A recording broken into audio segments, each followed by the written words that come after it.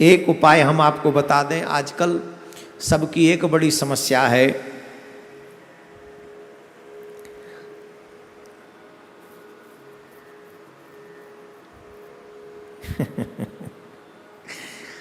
उपाय बताऊं?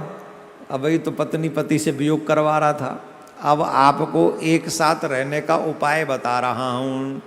जितने भी धर्मपरायण पति पत्नी हैं, आपके बीच में कभी लड़ाई न हो, ऐसा छोटा छोटा एक दो प्रयोग कर लीजिए। सुनेंगे कि नहीं सुनाऊं? जिन पति पत्नी में आपस में बीच में कभी कभी झगड़ा होता है वो सुने, जिनमें छोटी छोटी लड़ाइयाँ होती हैं वो सुने, जिनमें एक दूसरे की बात को सुनने की क्षमता नहीं होती है वो सुने। जो चाहते हैं हमारा संबंध बड़ा अच्छा सा बना रहे, पति पत्नी जो चाहते हैं अच्छा संबंध बना रहे, वो एक दो उपाय बता रहा हूँ, बड़े ध्यान से सुने और कम से कम ये उपाय 27 दिन तक लगातार करें। और हाँ, एक उपाय करते समय कई उपायों को एक साथ न करें, एक उपाय को ही करते रहें, वही आपको उस रास्ते में अच्छी तरीके से ले जाएगा। तो जो जो लोग ये चाहते हैं कि हमारे पति पत्नी में वो बात बनी रहे, ठीक ठाक बनी रहे, तो आप सबसे एक निवेदन है, आपके सोने का तरीका भी, आप कौन सी दिशा में सोते हैं ये भी महत्वपूर्ण है। श्री हरिवंश पुराण में अच्छा उपाय, ये हरिवंश पुराण का उपाय नहीं, हम आपको बता रहे हैं, हमारे हाथ में आया है, हम भी यहीं पढ़ रहे हैं। हमको कहा है कि ये उपाय बताना, आजकल बहुत पति पत्नी में लड़ाई होती है, तो इसलिए उपाय बता दीजिए। अब इसमें जो लिखा है वही बता रहे हैं हम, सुन लो। पति पत्नी की तकिया दो नहीं होनी चाहिए, एक लंबी सी तकिया होनी चाहिए, एक ही तकिया पे दोनों का सिराना होना चाहिए। इसीलिए शायद हमने देखा है कई होटलों में बड़े लंबे लंबे तकिया होते है ना, तो होटल वाले ज़्यादा अच्छा जानते हैं गृहस्थियों से कि तकिया कितना बड़ा हो। तो एक तकिया लंबा होना चाहिए, उसी पे दोनों का सर होना चाहिए। दूसरी बात, पत्नी को पति के बाईं ओर सोना चाहिए, दाईं ओर नहीं, लेफ्ट हैंड साइड पत्नी को, और वाम भाग ही है पत्नी का। हमारे शास्त्रों में वामांगी कहते हैं, वाम भाग में। आप जहां भी जाएंगे भगवान के युगल सरकार के दर्शन करेंगे तो किशोरी जी वाम भाग में ही है। इसीलिए पत्नी को बैठना भी वाम भाग में चाहिए, लेटना भी वाम भाग में चाहिए, और ज़्यादातर वाम भाग में रहे। राइट हैंड साइड से पूजा में होती, ये ध्यान रखें।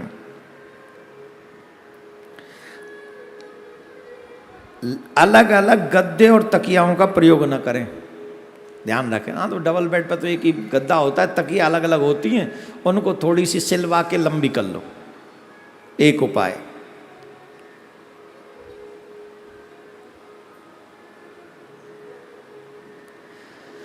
जिस कमरे में, मीन्स बेडरूम में आप लोग जो सोते हैं, दूसरा उपाय, जिस बेडरूम में आप लोग सोते हैं उस कमरे का रंग या तो हल्का गुलाबी रखें या हल्का हरा। कभी भी शयन कक्ष में गाढ़े रंग का प्रयोग न करें। जो गहरे रंग होते हैं, शयन कक्ष में गहरे रंग का प्रयोग न करें, गाढ़े रंग का प्रयोग न करें। या तो हल्का सा गुलाबी हो अथवा हल्का सा हरा होना चाहिए। पीले रंग या इससे मिलते जुलते रंगों का प्रयोग सोने के कमरे में कभी भी न करें। कौन से? पीले रंग या इससे मिलते जुलते रंग, जो पीले रंग से कहीं टच होते हों, थोड़े बहुत मिलते जुलते हों, ऐसे रंग का प्रयोग कभी भी बेडरूम में न करें। जिस रूम में आप सोते हैं उस रूम में ऐसा रंग नहीं होना चाहिए। तीसरा उपाय, शुक्रवार को पति पत्नी को एक साथ फूलों की खरीदारी करनी चाहिए। इस खरीदारी में केवल गुलाब या सफ़ेद फूल खरीदें और उन फूलों को सोने वाले कमरे में अपने बिस्तर के सिराने रखें। गुलाब के ही खरीदो, वही ज़्यादा अच्छे हैं, लाल लाल। कौन से दिन? शुक्रवार को। शुक्रवार मीन्स फ्राइडे, राइट? हाँ, फ्राइडे को खरीदें लाल फूल।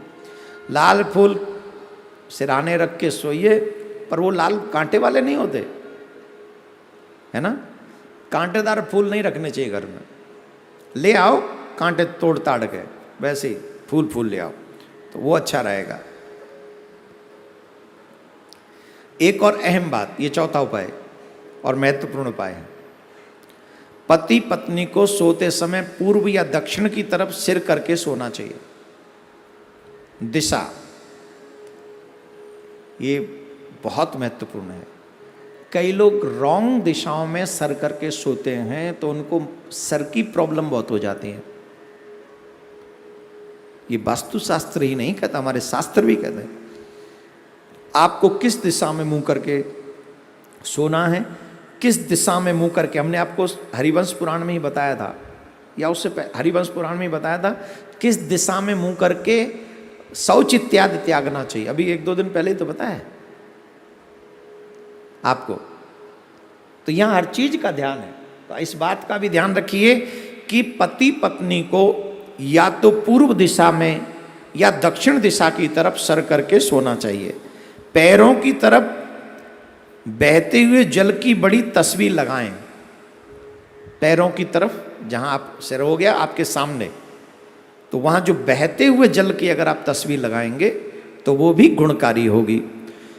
सोने वाले कमरे में देवी देवताओं की प्रतिमा या चित्र लगाने से बचें। आपके कमरे में देवी देवताओं, जिसमें आप सोते हैं वहां देवी देवताओं का चित्र ना हो तो ज़्यादा अच्छा है। आप जानते होंगे वैसे तो भगवान समदर्शी हैं, समदृष्टा हैं, पर फिर भी शयन कक्ष में सो रहे हो जन कैसे कैसे खर्राटे लोग हैं, तो वहाँ भगवान रहें वो ठीक नहीं। भगवान को छोड़, ऐसे आजकल तो मोबाइल में जब दर्शन करना हो तब कर लो, तो इसलिए वो उससे बचे। ये कुछ उपाय मुझे बताए गए, अभी और भी हैं उपाय तो, हाँ ये रहे, और 2 उपाय और हैं। बताऊं कि छोड़ूं? समय तो हो गया, बता दूं कि छोड़ दूं? हाँ, फ्री में मिल रहे हैं, कौन सी दक्षिणा देनी पड़ रही। आय हाय, ये बड़ा अच्छा उपाय, प्रत्येक पत्नी को पसंद आएगा। पत्नी तो कह रहे होंगे महाराज ये उपाय पहले नंबर पे रखना चाहिए था आपको, उपाय बड़ा अच्छा है। ये भी शुक्रवार वाले दिन हल्की सुगंध वाला परफ्यूम, इत्र पति को खरीदना चाहिए और अपनी पत्नी को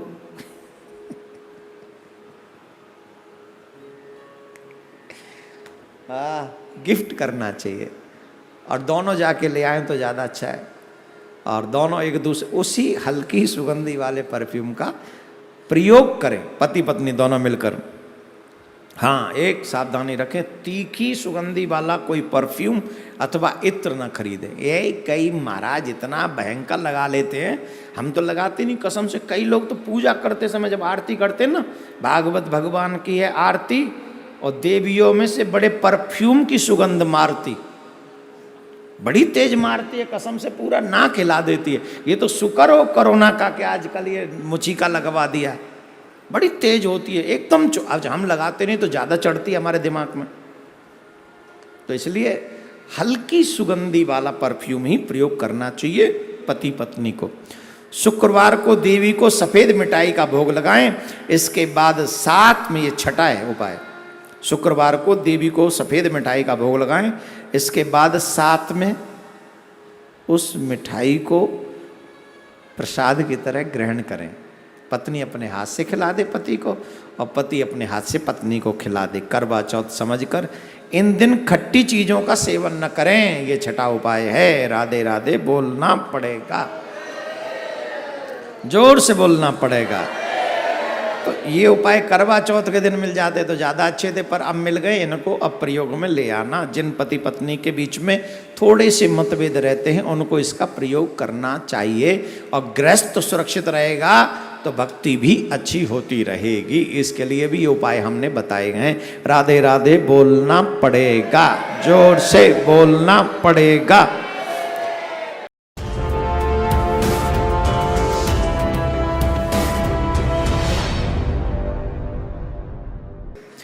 एक उपाय हम आपको बता दें, आजकल सबकी एक बड़ी समस्या है,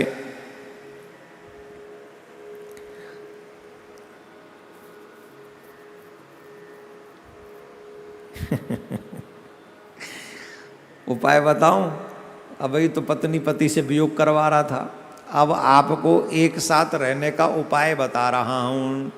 जितने भी धर्मपरायण पति पत्नी हैं, आपके बीच में कभी लड़ाई न हो, ऐसा छोटा छोटा एक दो प्रयोग कर लीजिए। सुनेंगे कि नहीं सुनाऊं? जिन पति पत्नी में आपस में बीच में कभी कभी झगड़ा होता है वो सुने।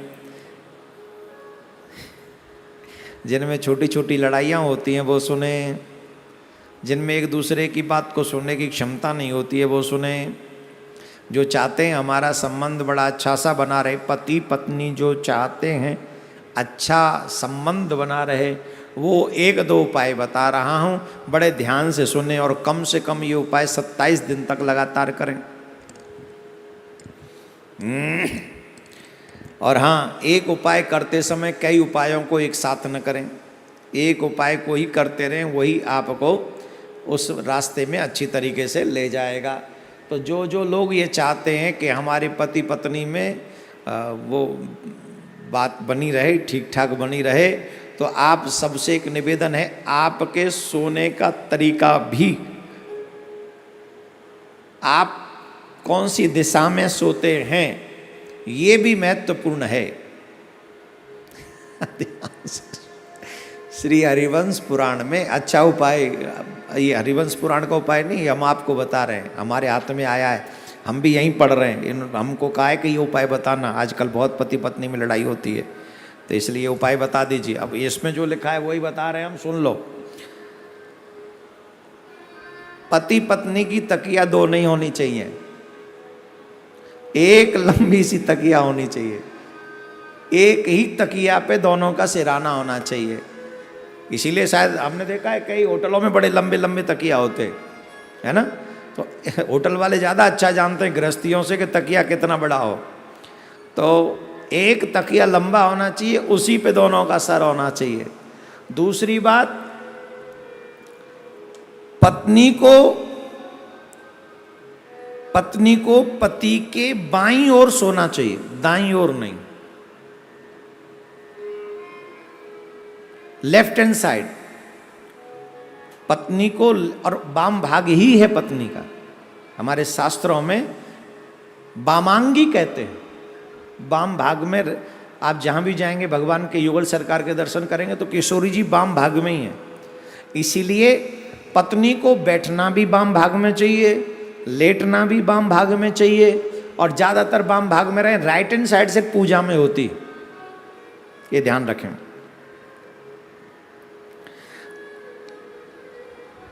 अलग अलग गद्दे और तकियाओं का प्रयोग न करें, ध्यान रखें। हाँ, तो डबल बेड पर तो एक ही गद्दा होता है, तकिया अलग अलग होती हैं, उनको थोड़ी सी सिलवा के लंबी कर लो। एक उपाय।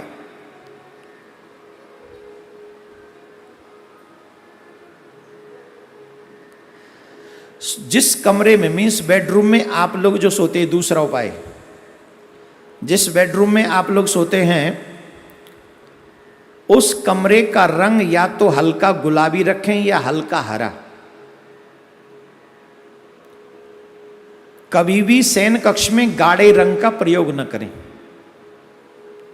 जो गहरे रंग होते हैं शयन कक्ष में, गहरे रंग का प्रयोग न करें, गाढ़े रंग का प्रयोग न करें। या तो हल्का सा गुलाबी हो अथवा हल्का सा हरा होना चाहिए। पीले रंग या इससे मिलते जुलते रंगों का प्रयोग सोने के कमरे में कभी भी न करें। कौन से? पीले रंग या इससे मिलते जुलते रंग, जो पीले रंग से कहीं टच होते हों, थोड़े बहुत मिलते जुलते हों, ऐसे रंग का प्रयोग कभी भी बेडरूम में न करें। जिस रूम में आप सोते हैं उस रूम में ऐसा रंग नहीं होना चाहिए। तीसरा उपाय, शुक्रवार को पति पत्नी को एक साथ फूलों की खरीदारी करनी चाहिए।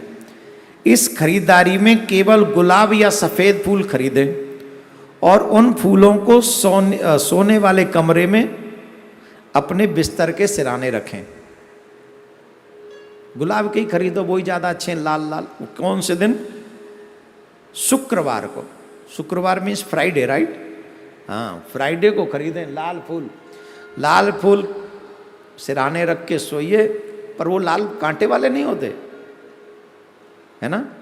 कांटेदार फूल नहीं रखने चाहिए घर में। ले आओ कांटे तोड़ ताड़ के, वैसे ही फूल ले आओ तो वो अच्छा रहेगा। एक और अहम बात, ये चौथा उपाय और महत्वपूर्ण उपाय है। पति पत्नी को सोते समय पूर्व या दक्षिण की तरफ सिर करके सोना चाहिए। दिशा, ये बहुत महत्वपूर्ण है। कई लोग रॉन्ग दिशाओं में सर करके सोते हैं तो उनको सर की प्रॉब्लम बहुत हो जाती है। ये वास्तुशास्त्र ही नहीं कहता, हमारे शास्त्र भी कहते हैं आपको किस दिशा में मुंह करके सोना है, किस दिशा में मुंह करके। हमने आपको हरिवंश पुराण में ही बताया था, या उससे हरिवंश पुराण में ही बताया था किस दिशा में मुंह करके शौच इत्यादि त्यागना चाहिए। अभी 1-2 दिन पहले ही तो बताया आपको। तो यहां हर चीज का ध्यान है, तो इस बात का भी ध्यान रखिए कि पति पत्नी को या तो पूर्व दिशा में या दक्षिण दिशा की तरफ सर करके सोना चाहिए। पैरों की तरफ बहते हुए जल की बड़ी तस्वीर लगाएं। पैरों की तरफ, जहां आप सिर हो गया आपके सामने, तो वहां जो बहते हुए जल की अगर आप तस्वीर लगाएंगे तो वो भी गुणकारी होगी।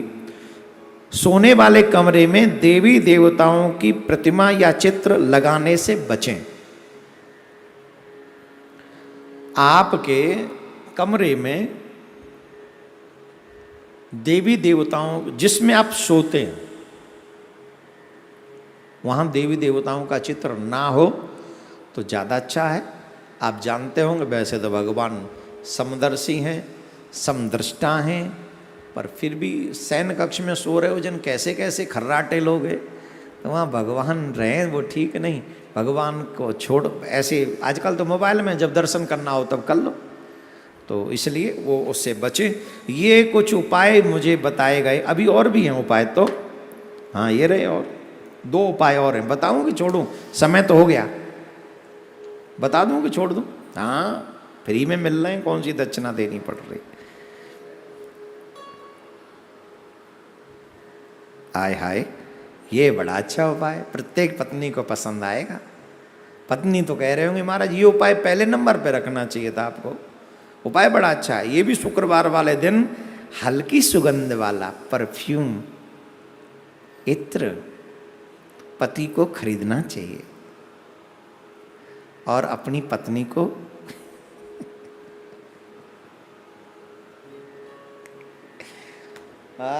गिफ्ट करना चाहिए, और दोनों जाके ले आए तो ज़्यादा अच्छा है।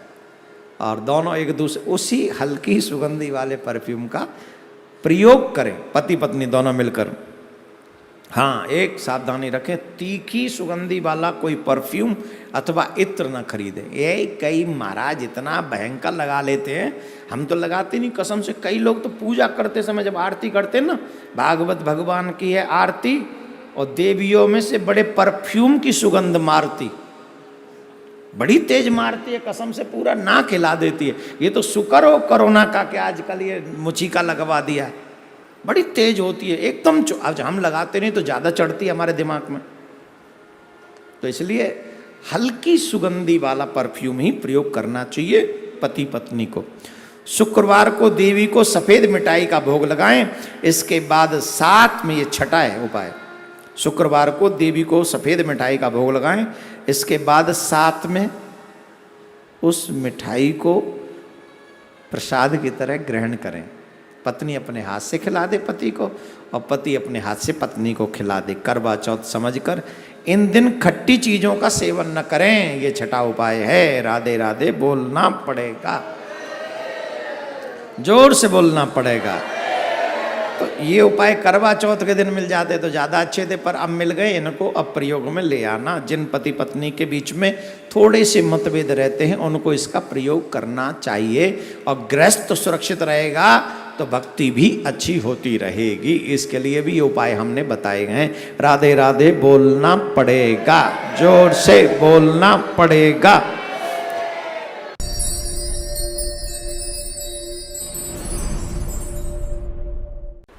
हम आपको बताएंगे कि स्वप्न में सांप किस किस को दिखते हैं। सांप दिखे कभी? हाथ बताओ, हाथ उठा के जिनको स्वप्न में दिखते हो। दिखते हैं? काला दिखता है कि हरा पीला नीला दिखता है? काला। आहा हा। हम आपको दो स्वप्नों का अर्थ आज बताएंगे। एक तो शिव को स्वप्न में देखने का मतलब क्या होता है, द्वितीय सांप को स्वप्न में देखने का क्या मतलब होता है। ये दो चीजें आज समझ लें, और फिर इच्छा तो हमारी बहुत कुछ होती है, ऐसा ऐसा बता दें, पर हमको लगता है कि आप लोग हल्के में ले लेते हो, क्योंकि फ्री ऑफ कॉस्ट मिलता है ना आपको। और जिन लोगों को कोई चीज़ फ्री ऑफ कॉस्ट मिलती है उसका महत्व तो नहीं समझते। एक और बात बता दें, कोई भी चीज़ें फ्री ऑफ कॉस्ट मिलती है ना तो मोस्टली मिलती भगवान के यहाँ से और गुरु के यहाँ से ही है, बाकी के तो सबकी कॉस्ट लगी हुई है। अब कोई कहेगा महाराज आप तो कहते हैं कि कथा सुनने आना है तो उसमें जजमान बनना पड़ेगा। इसके पीछे रीज़न एक ही है, कम से कम लोग आएँ। क्यों कम क्यों आए? बोले कोरोना चल रहा है, गाइडलाइन ऐसी है। इसका मतलब ये नहीं है कि अगर हम चाहते तुम जजमान बनो तो इसका ये अभिप्राय नहीं कि धन आ जाए। इसका मतलब यह है कि धन लोगों पे है ही नहीं, इस समय कम है तो वो स्पेंड करेंगे ही नहीं, तो कम आएंगे। और जिनको ठाकुर जी ने दे रखा है वो गिने चुने आएंगे, और एक संख्या लिमिट होने पर जो हमने सोची हुई है उसके बाद बंद कर देंगे। तो यहाँ मतलब यही है कि कम लोग इसलिए आए कि आप भी सुरक्षित रहें और हम भी सुरक्षित रहें, पहली बात। तो भगवान के यहाँ और गुरु के यहाँ तो सब फ्री ही मिलता है मोस्टली। तो यहाँ से आज आपको बताएं, जिन जिन को ये पूछना है, जो समझना है कि